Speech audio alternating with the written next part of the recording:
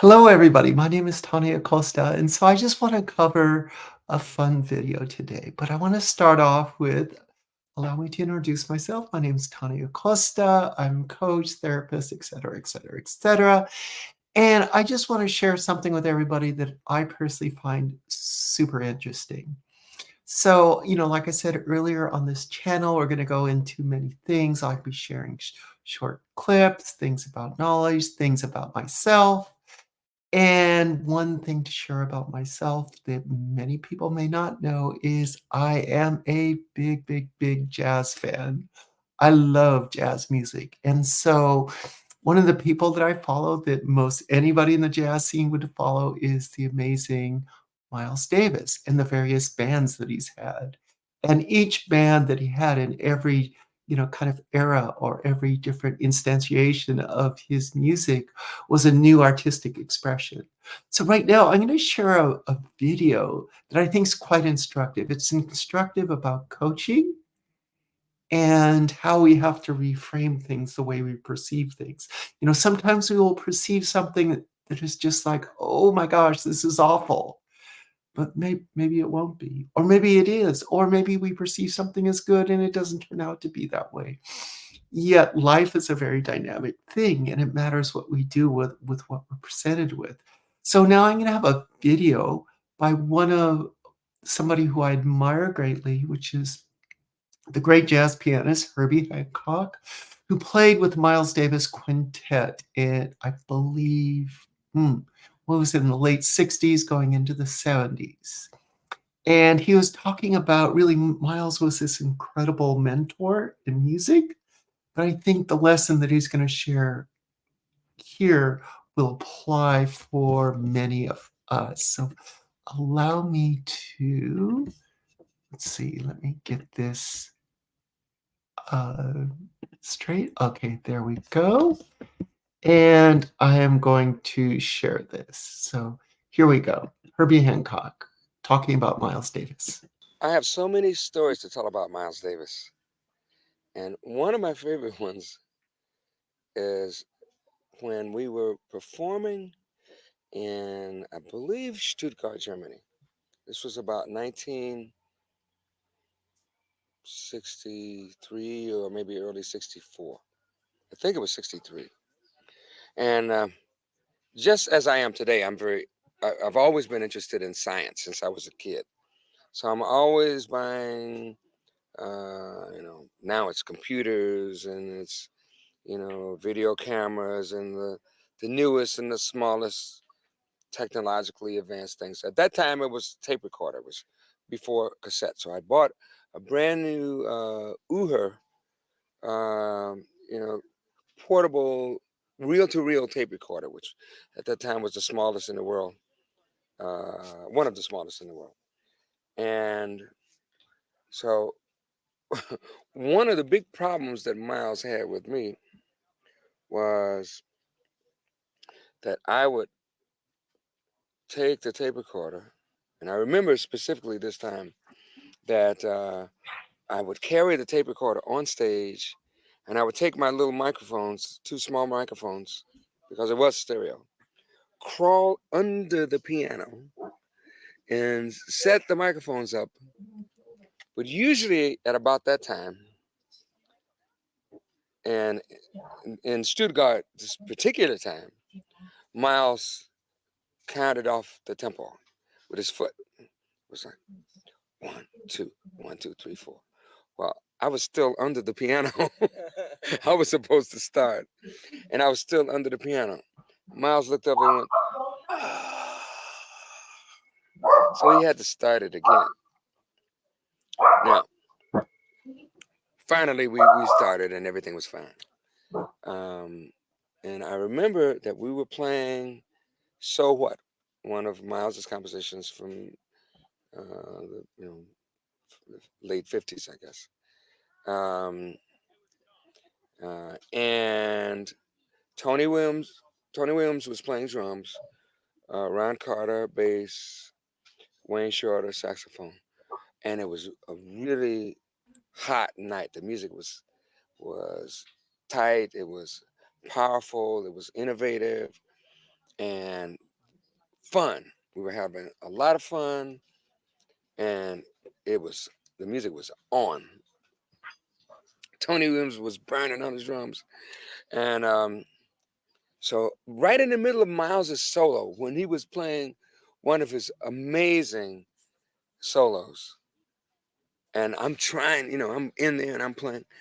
Right in the middle of his solo, I played the wrong chord, a chord that it just sounded completely wrong. It sounded like a big mistake. And I did this and I went, oh, like this. And I put my hands around my ears.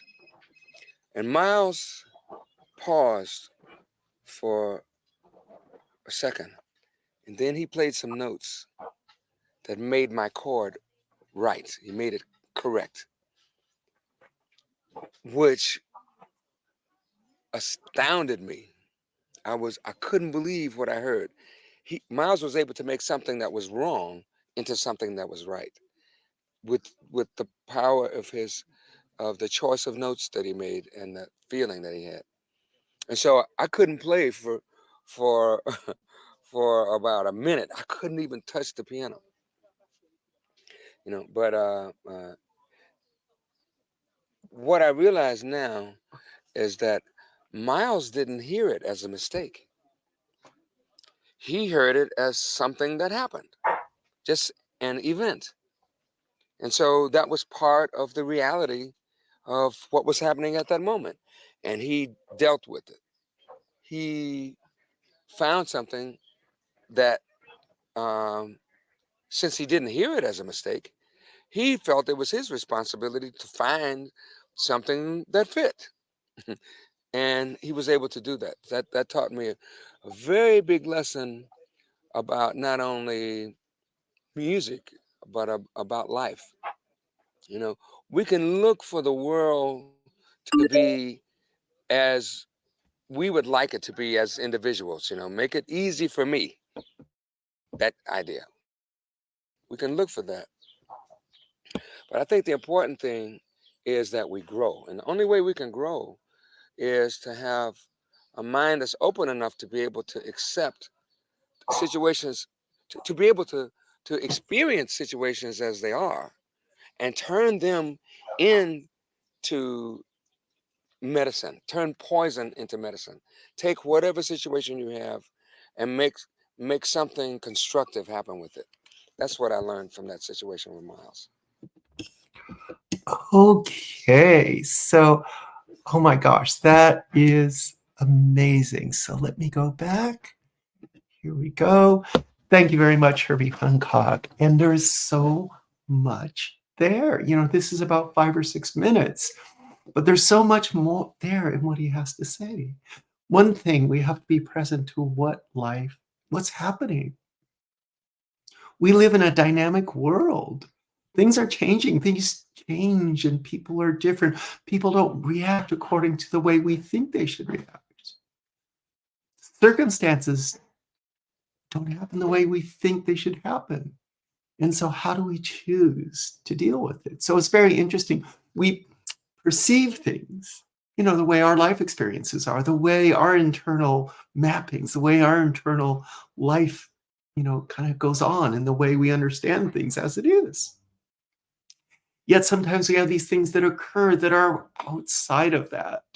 And they're way outside of that. So what do we do? And so there's such a beautiful thing about this. Number one is when he's referring to Miles Davis, something,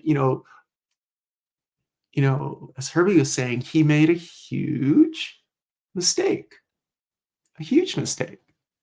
And the first lesson is that Miles Davis did not perceive that as a mistake.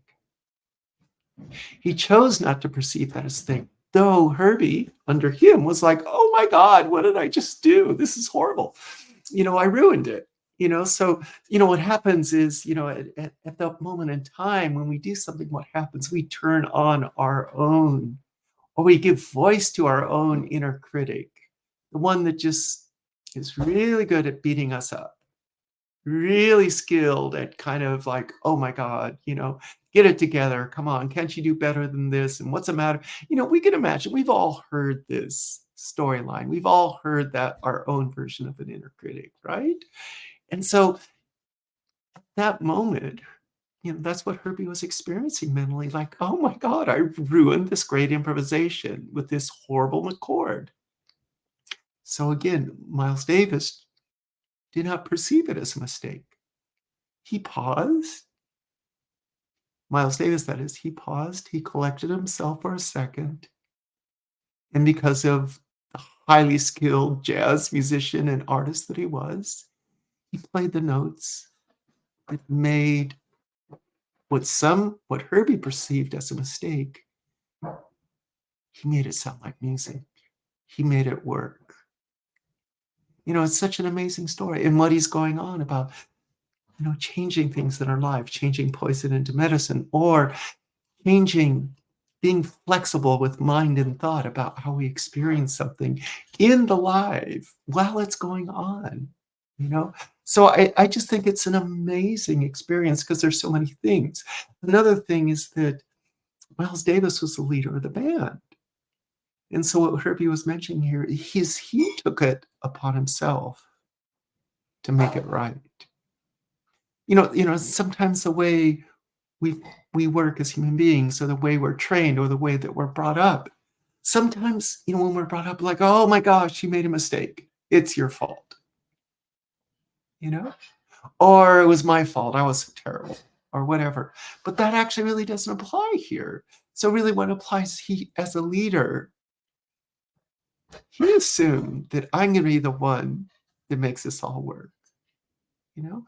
So I think sometimes when we're presented things with life, when we're presented with challenges, when we're presented with things that just would appear, when we perceive them as appearing as not working, how can we actually make them right? How can we be the artist with our own life and change a situation that may be very like, "Oh my gosh, what did I do?" And sometimes when we really mess up, and we all do, when we really mess up, there's part of us, our ego kicks in, that's natural, maybe our critic, or maybe like, some wounded version of ourselves comes forward, like our inner wounded child that comes forward. But in this case, with that presence as an artist, as a leader, and flexibility of mind to perceive this as this is still music, that's really, really a beautiful thing. So and as well, what Herbie was saying earlier in the video is they were having fun as musicians and improvising and doing all the stuff that they did so marvelously. They were having fun. So, when we're doing our stuff, whether it's our work, cooking, I don't know, we can enjoy ourselves. We don't have to make it this, I don't know, austere suffering. You know? So anyway, I just wanted to share this. I found it tremendously instructive, and I think tremendously instructive as well, since I'm a coach, I work as a coach, therapist, hypnotherapist, energetic healing, somatic coach, all that kind of wonderful stuff. In a way, this is what I help people do, you know, because sometimes we get stuck. We'd love to do something just like that, but we get stuck.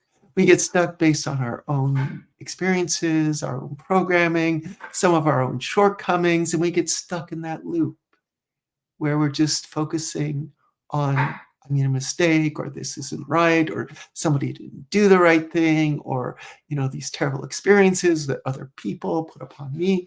Yet we actually have these incredible gifts of perception that can allow us to have choice about how we perceive what's going on for us. So that's what I'd like to leave you with today. So anyway, thank you for listening. Hit the subscribe button and all that kind of good stuff. Thank you so much. Bye-bye.